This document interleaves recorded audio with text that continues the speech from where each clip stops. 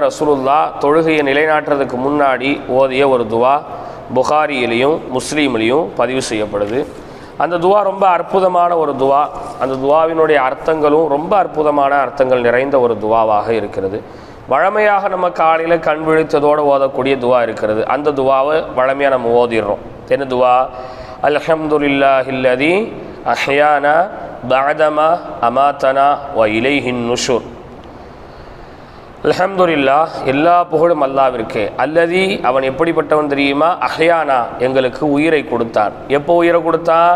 பஅத அமாத்தனா வ இலைஹின் நுஷூர், நாங்கள் உறங்கியதற்கு பின்னால், சிறு மௌத்தை நாங்கள் அடைந்ததற்கு பின்னால் உயிரை கொடுத்த அல்லாஹ்விற்கே எல்லா புகழும். நாங்கள் எப்போதுமே அவன் பக்கமே மீளக்கூடியவர்களாக போய் சேரக்கூடியவர்களாக இருக்கின்றோம் என்று வழமையாக நம்ம ஓதக்கூடிய அந்த துவாவை ஓதியதற்கு பிறகு பிரத்யேகம்